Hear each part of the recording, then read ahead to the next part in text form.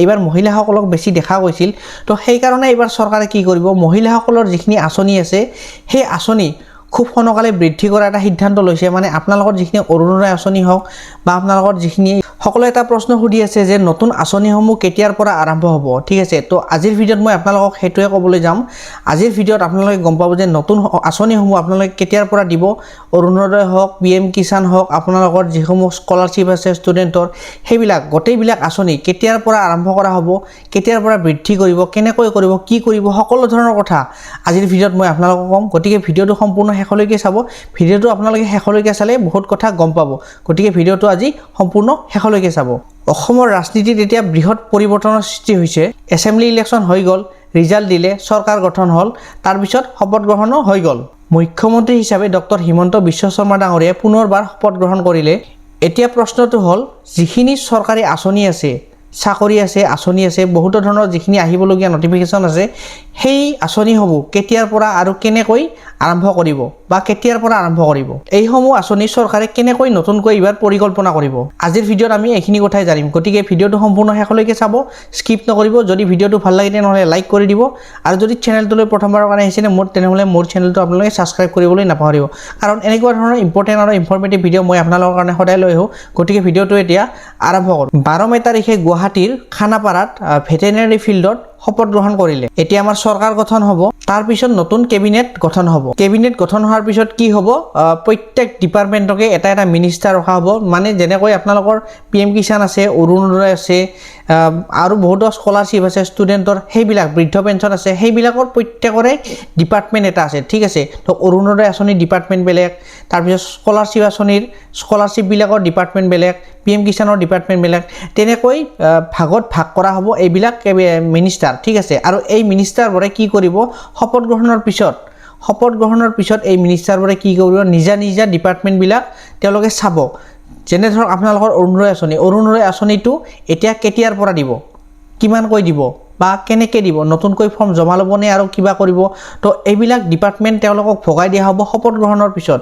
তাৰপিছত এইবিলাক ডিপাৰ্টমেণ্ট মিনিষ্টাৰে কি কৰিব, সেইবিলাক বিবেচনা কৰিব কেতিয়াৰ পৰা দিব পৰা যায় বা কেনেকৈ দিব পৰা যায়। এতিয়া কথাটো আহিল, এই আঁচনিসমূহ কেতিয়াৰ পৰা দিব পৰা যাব। বহুতে এটা কথা ভাবি আছে যে, ভুলকৈ ভাবি আছে, শপত গ্ৰহণৰ পিছত দিনৰ পৰা তেওঁলোকৰ আঁচনিসমূহ মুকলি কৰি দিয়া হ'ব। যেনে ধৰক আজি শপত গ্ৰহণ কৰিলে বা যোৱাকালি শপত গ্ৰহণ কৰিছিলে, কিন্তু তাৰ পিছদিনাখনৰ পৰা বহুতেই ভাবি আছে যে আঁচনিবোৰ মুকলি কৰি দিয়া হ'ব। যেনে অৰুণোদয় আঁচনিসমূহ তাৰ পিছদিনাখনৰ পৰা মুকলি কৰি দিয়া হ'ব, কিন্তু এইটো সম্পূৰ্ণ ভুল। এইটো আপোনালোকে পাবলৈ হ'লে কিছুদিন অপেক্ষা কৰিব লাগিব।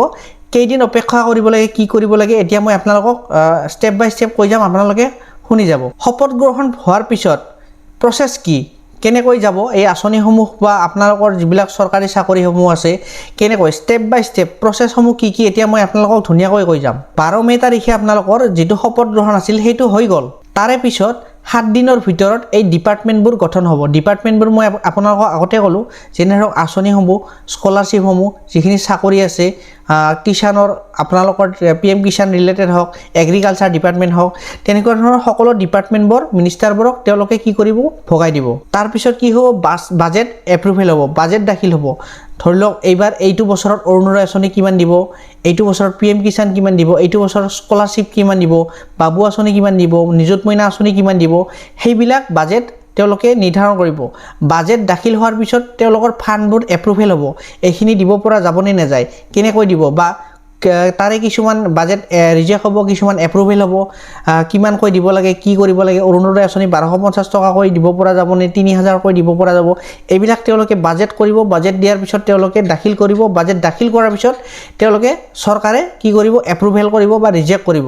তাৰমানে এইখিনি প্ৰচেছ কৰিবলৈ এইটো মে' মাহটো লাগিব। আপোনালোকৰ যিখিনি আঁচনি আছে, কিছুমান আঁচনি জুন মাহৰ পৰা এপ্ৰুভেল হৈ যাব, মানে জুন মাহৰ পৰা কিছুমান আঁচনি ৰানিং হ'ব।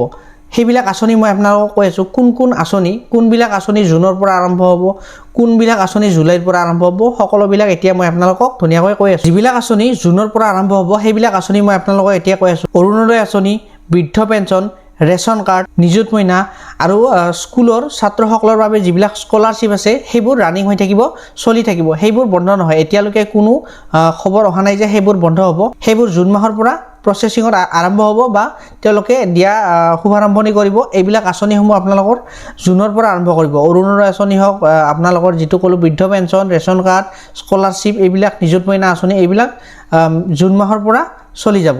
এইবাৰ কথা হ'ল এই চৰকাৰে এইবাৰ কোন কোন আঁচনিত বেছি গুৰুত্ব প্ৰদান কৰিব। এতিয়া আহোঁ মেইন পইণ্টলৈ। এইখন চৰকাৰে এইবাৰ কি কৰিব, মহিলা আৰু যিখিনি দৰিদ্ৰতা আছে, গাঁৱৰ দৰিদ্ৰতা হওক বা মহিলাসকলৰ যিখিনি আঁচনি আছে, সেইবিলাক আঁচনিত কি কৰিব এইখন চৰকাৰে এইবাৰ গুৰুত্ব প্ৰদান কৰিব। এতিয়া আহোঁ এটা কমন প্ৰশ্ন, অৰুণোদয় আঁচনিৰ ধন বাঢ়িব নে নিবাঢ়ে? নিযুত মইনাৰ আঁচনি, যিটো নিযুত মইনা আঁচনিৰ ধন, সেইটো বাঢ়িব নে নিবাঢ়ে, সেই বিষয়ে মই আপোনালোকক এতিয়া ক'ম। ইলেকশ্যনৰ সভাত বা ইলেকশ্যনৰ ৰেলীত বেছিভাগ মহিলাসকলক দেখা গৈছিল এইবাৰ ইলেকশ্যনৰ আগত, এছেম্বলি ইলেকশ্যনৰ আগত এইবাৰ মহিলাসকলক বেছি দেখা গৈছিল। তো সেইকাৰণে এইবাৰ চৰকাৰে কি কৰিব, মহিলাসকলৰ যিখিনি আঁচনি আছে সেই আঁচনি খুব সোনকালে বৃদ্ধি কৰা এটা সিদ্ধান্ত লৈছে। মানে আপোনালোকৰ যিখিনি অৰুণোদয় আঁচনি হওক বা আপোনালোকৰ যিখিনি নিযুত মইনা আঁচনি হওক, সেইখিনি আপোনালোকৰ চৰকাৰে এইবাৰ গুৰুত্ব প্ৰদান কৰিছে বেছিকৈ। আৰু আপোনালোকৰ যিটো অৰুণোদয় আঁচনি আছে, সেই অৰুণোদয় আঁচনি অতি সোনকালে বৃদ্ধি হোৱাৰ সম্ভাৱনা এটা আছে। এতিয়া আহোঁ চৰকাৰী খবৰ। চৰকাৰী চাকৰিসমূহ কেতিয়া ৰিলিজ দিব, মানে নটিফিকেশ্যনবোৰ কেতিয়া নতুনকৈ আৰু আৰম্ভ কৰিব। যেনে ধৰক আপোনালোকৰ 3rd গ্ৰেড, 4th গ্ৰেড, হেল্থৰ, কাৰণ এইবোৰৰ নটিফিকেশ্যন আহিবলৈ বহুত মানুহে ৱেইট কৰি আছে। এই বিষয়ে মই আপোনালোকক ক'ম। শপত গ্ৰহণৰ 1 মাহৰ পৰা 2 মাহৰ ভিতৰত এই চাকৰিসমূহ নতুনকৈ ভেকেঞ্চি ওলাব। যেনে 3rd গ্ৰেড, 4th গ্ৰেড, হেল্থত, এইবিলাকত, ফৰেষ্টত, এইবিলাকত আপোনালোকৰ শপত গ্ৰহণৰ পিছত 1 মাহ আৰু 2 মাহৰ ভিতৰত এইবিলাক চাকৰি নিযুক্তি প্ৰদান কৰিব। এইবাৰ কি কৰিছে চৰকাৰে, যেনে ধৰক আপোনালোকৰ ৰাস্তা ঘাট, bridge, flyover, medical, smart city, এইবোৰ বিষয়ত চৰকাৰে বেছি গুৰুত্ব প্ৰদান কৰিছে। আৰু স্পেচিয়েলি কি হৈছে, গুৱাহাটীৰ যিটো বানপানীৰ সমস্যা, এই বানপানীৰ সমস্যাটো তেওঁলোকে সমাধান কৰাৰ খুব বেছি পদক্ষেপ লৈ আছে। তেওঁলোকে কি কৰিব, মানে কি কৰিলে এই বানপানীৰ সমস্যাটো তেওঁলোকে দূৰ কৰিব পাৰিব। কৃষকসকলক কি কৰিব, এইবাৰ কৃষকসকলৰ বিশেষ ছাবচিডি প্ৰদান কৰিব। আৰু যিখিনি PM কিষাণ হিতাধিকাৰী আছে, সেই PM কিষাণ হিতাধিকাৰীৰ অতি সোনকালে ভাল খবৰ আহি আছে। তো আপোনালোকে ধৈৰ্য ধৰক কিছুদিন, আপোনালোকৰ বাবে নিশ্চয় এটা ভাল খবৰ আহিছে। কাৰণ যিখিনি আপোনালোকক 6,000 কৰি বছৰত টকা দি আছে, সেই 6,000খিনি এইবাৰ দাবী উত্থাপন কৰিছে যে অলপ বৃদ্ধি কৰা যাব। আৰু এই কেতিয়ালৈ এই বৃদ্ধি কৰা যায়, 6,000 কিমান টকা আপোনালোকক বৃদ্ধি কৰিব, সেই বিষয়ে এতিয়ালৈ জনোৱা নাই তেওঁলোকে। যেতিয়া তেওঁলোকে জনাব মই আপোনালোকক আপডেট কৰি দিম। এতিয়া কথাটো হ'ল, পাব্লিকে বিচৰা মতে চৰকাৰে কৰিব পাৰে নে নোৱাৰে। যিখিনি পাব্লিকে বিচাৰে সেইখিনি চৰকাৰে কৰিব পাৰে নে নোৱাৰে, বা কিয় পাৰে বা কিয় নোৱাৰে, মই আপোনালোকক এতিয়া কৈ আছোঁ। ইলেকশ্যনৰ পিছত যিখিনি মানুহৰ ইচ্ছা আছে বা যিখিনি কাম কৰিব বিচাৰে, যিখিনি কাম কৰিব বুলি ভাবে, তাতকৈ কিন্তু চৰকাৰে সেইখিনি কাম কৰিব নোৱাৰে। কাৰণ কি, মই আপোনালোকক এতিয়া কৈছোঁ। ধৰক আপোনালোকৰ যিটো ৰাস্তা হ'বলৈ গৈছিল, ৰাস্তা হ'ব লাগিছিল, সেইখিনি ৰাস্তা এনেকুৱা হ'ব লাগিছিল কিন্তু এনেকুৱাও নহ'ল, বা সেইটো কাম এনেকুৱা হ'ব লাগিছিল বা তেনেকুৱা নহ'ল। তো এইটো কি কাৰণে হয় মই আপোনালোকক এতিয়া কৈ আছোঁ। চৰকাৰ এখন গঠন হোৱাৰ লগে লগে আমি ভাবোঁ কি আমাৰ গাঁওখনৰ প্ৰতি নজৰ ৰাখক বা কিবা, তো এনেকুৱা নহয়। চৰকাৰে সকলো দিশতে এইবোৰ নজৰ ৰাখিবলৈ চেষ্টা কৰে। আৰু এইবোৰ এদিনতে নহয়, তেওঁলোকৰ ষ্টেপ বাই ষ্টেপ কাম থাকে। ধৰক আপোনালোকৰ এইটো কামৰ পিছত সেইটো কাম, সেইটো কামৰ পিছত সেইটো কাম, আৰু এইখিনি কাম কৰিবলৈ লওঁতে কিছুমান সময় লাগে, চৰকাৰখন গঠন হোৱাৰ পিছতে তেওঁলোকৰ যিখিনি ডিপাৰ্টমেণ্ট আছে, সেই ডিপাৰ্টমেণ্টবিলাক ভগাই দিয়াতে সময় লাগে, চৰকাৰ গঠন হোৱাতে সময় লাগে, বস্তুখিনি বুজি লওঁতে সময় লাগে, ক'ত কি কৰিব এইখিনি কৰোঁতে কামখিনি হোৱালৈকে অলপ সময় লাগে। তো যিখিনি আমি এক্সপেক্টেশ্যন কৰোঁ, যিখিনি আমি ভাবোঁ যে এইখিনি এনেকুৱা হ'ব লাগিছিল, তো তেওঁলোকেও চেষ্টা কৰে, কিন্তু এইখিনি অলপ সময় লাগে। ভিডিঅ'টো শেষ হোৱাৰ আগত মই আপোনালোকক এটা কথা ক'ম যে বহুতেই ইউটিউবতে হওক বা ফেচবুকতে হওক কিছুমান মিছা বাতৰি চাই থাকে। তাৰ ফলত কি হয়, কিছুমানৰ বিবৃতি হয়। মানে আপোনালোকৰ কিছুমানে অৰুণোদয় আঁচনি ৰিলেটেড হওক, PM কিষাণ হওক, PM কিষাণ কি কিছুমানে কয় 3,000 4,000 টকা এইবাৰ পাব, আৰু অৰুণোদয় আঁচনি 5-6,000 পাব।